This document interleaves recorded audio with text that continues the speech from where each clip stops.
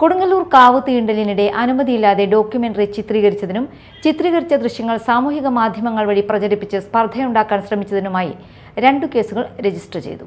അശ്വതി കാവ് തീണ്ടൽ ദിവസം തിരക്കിനിടയിൽ ചിത്രീകരിച്ച ഡോക്യുമെന്ററി ദൃശ്യങ്ങളാണ് ഭക്തനെ പോലീസ് മർദ്ദിക്കുന്നു എന്ന രീതിയിൽ തെറ്റായി പ്രചരിപ്പിക്കപ്പെട്ടതെന്ന് തൃശൂർ റൂറൽ ജില്ലാ പോലീസ് മേധാവി ബി കൃഷ്ണകുമാർ IPS അറിയിച്ചു. കൊടുങ്ങല്ലൂർ ഭരണി മഹോത്സവത്തിനിടെ കോമരത്തിന്റെ വേഷം കെട്ടിയവരും പോലീസും തമ്മിലുള്ള സംഘടന രംഗം ചിത്രീകരിച്ചതിന് സംവിധായകൻ സജിൻ ബാബുവിനെതിരെ കൊടുങ്ങല്ലൂർ പോലീസ് കേസെടുത്തു. ദേവസ്വം മാനേജർ കെ വിനോദിന്റെ പരാതിയിലാണ് നടപടി. ചിത്രീകരണത്തിനായി ദേവസ്വം ബോർഡിന്റെ അനുമതി തേടിയെങ്കിലും ബോർഡ് നിരസിക്കുകയായിരുന്നു. ഇത് അവഗണിച്ചായിരുന്നു ചിത്രീകരണം.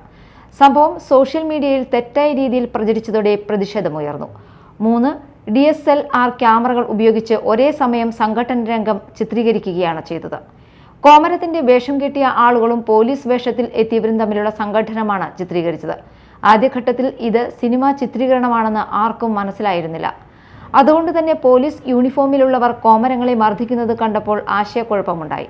പിന്നീടാണ് സിനിമാ ചിത്രീകരണമാണെന്ന് മനസ്സിലായത്. എന്നാൽ അതിനകം തന്നെ മൊബൈൽ ഫോണിൽ പകർത്തിയ ദൃശ്യങ്ങൾ സോഷ്യൽ മീഡിയയിൽ പ്രചരിച്ചു. ഇതോടെ സംഭവം വിവാദമായി. പോലീസിന്റെ അതിക്രമം എന്ന് പറഞ്ഞാണ് പല വീഡിയോയും പ്രചരിച്ചത്. സംഭവവുമായി ബന്ധപ്പെട്ട് സ്പെഷ്യൽ ബ്രാഞ്ച് അന്വേഷണം നടത്തുകയും അനുമതിയില്ലാതെയാണ് ചിത്രീകരണം നടത്തിയതെന്നും വ്യക്തമാവുകയും ചെയ്തു.